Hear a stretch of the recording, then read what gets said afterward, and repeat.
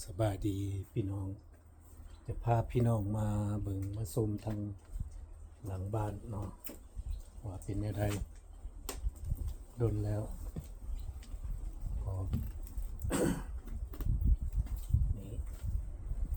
อยากพาพี่น้องเข้ามาเบิ่งมาชมว่าอันนี่บ่ฮู้จักว่าต่างคนต่างเอิ้นว่าทางบ้านของพวกเราเอิ้นว่าผักขี้โอนตัวนี้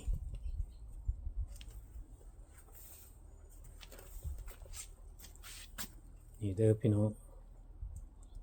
แกงใส่ไก่ใส่ลาบกระแซ่บอันผักกะทอง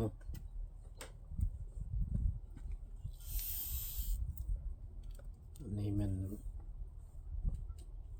มักนัด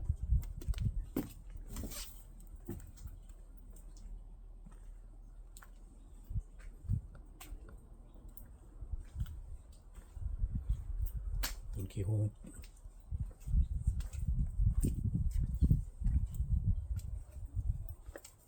อันนี้ต้นคอมเมนต์นี่ทางหลังบ้านเด้อ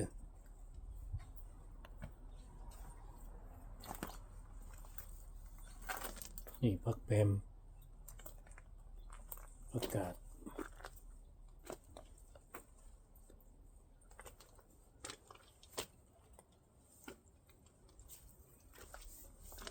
จะพาพี่น้องไปเบิ่งทางหน้าบ้าน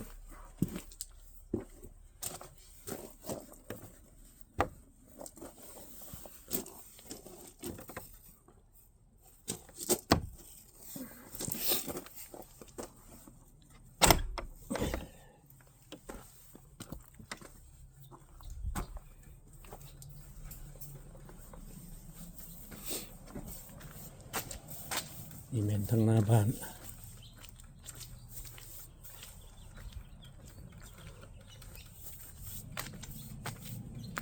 นี่ต้นมักซิดานี่ต้นกันถิน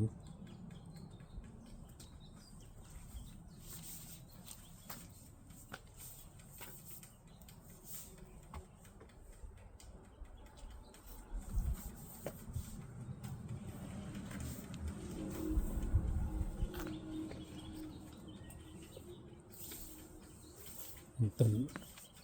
มักเกียงมักส้มเกี้ยวต้นมะนาวนี่ต้นนี้ก็จะตัดทิ่มแล้ว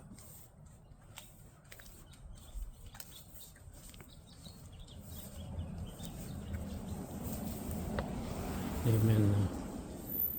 ต้นมักพะแซมันเป็นลายกิ่งมันเกือบหักละมาเด้อพี่น้องอยากมาเก็บ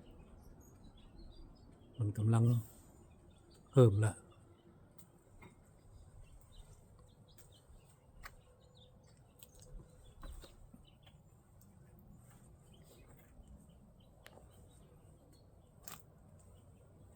เห็นว่ามันเป็นลายแล้วกิ่งมัน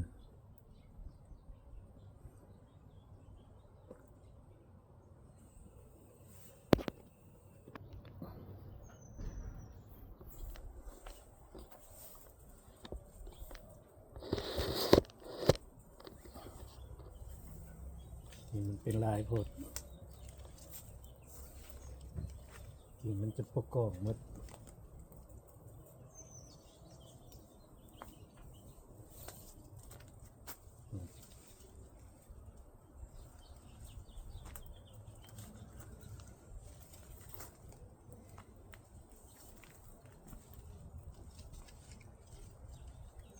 ปีซืนมันกิ่งหน้ามันหักกิ่งงาม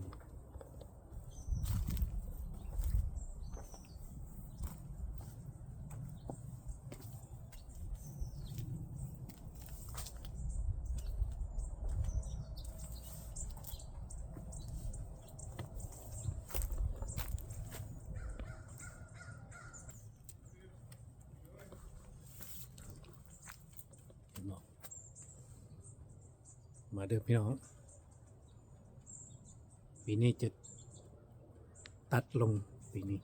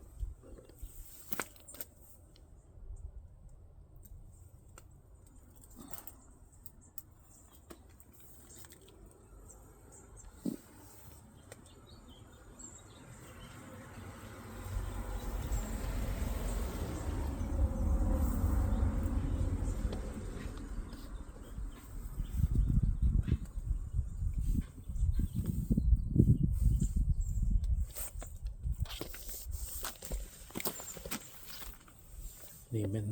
ตัดมักพีชมักไก่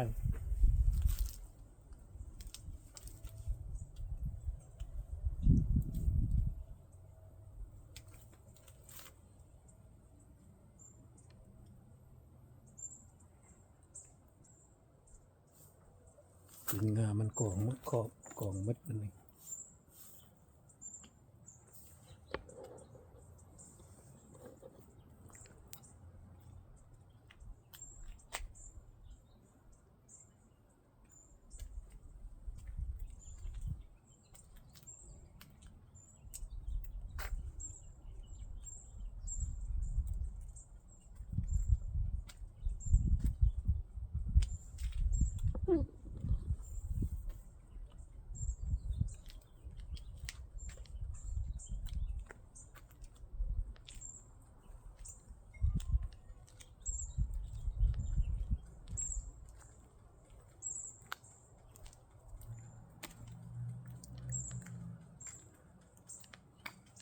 เกี่ยง